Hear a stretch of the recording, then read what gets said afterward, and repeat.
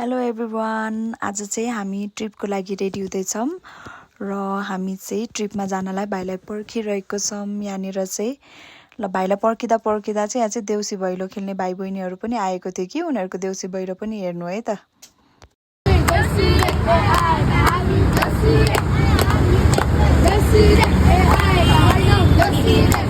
अनि यहाँनिर चाहिँ भाइ बहिनीको देउसी भैलो खेलेको हेरेर चाहिँ एकदम रमाइलो पनि भयो, टाइम पास पनि भयो। उनीहरूलाई हामीले दक्षिणा पनि दियौँ अनि दक्षिणा दिएपछि उनीहरूले हामीलाई आशीर्वाद पनि दियो। यस्तो रमाइलो लागेर आयो धेरै पछि यसरी देख्न पाउँदा चाहिँ क्या साथीहरू।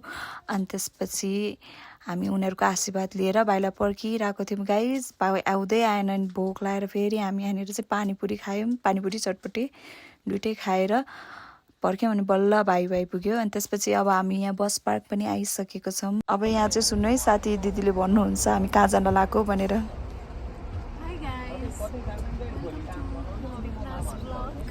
So we are heading towards Pokhara and tomorrow our destination will be Gangtok. We'll be celebrating Gangtok. So guys यहाँ चाहिँ हाम्रो भाइको बर्थडे पनि सेलिब्रेट गरिरहेछौँ। आज चाहिँ हाम्रो भाइको बर्थडे पनि थियो। हामीले चाहिँ त्यहीँ खाना खाने ठाउँमा केक काट्यौँ। खाना खाइसकेपछि निकै रमाइलो पनि भयो साथीहरू। सो गाइजहरू हामी चाहिँ पोखरा आइसकेको छौँ र पोखरा आउँदा चाहिँ हाम्रो हालत खराब भइसकेको थियो र अब चाहिँ हामी यहाँबाट चाहिँ गान्तोक जाने गाडी चढ्ने ठाउँमा जाँदैछौँ। त्यहाँनिर चाहिँ हामीले गाडी बुक गरेको थियौँ। अब हामी चाहिँ त्यहाँबाट डाइरेक्ट गान्तोक पुगेपछि हामीलाई त्यहीँबाट म बाँकीको ब्लग पठाउँछु। अहिलेलाई चाहिँ बाई बाई।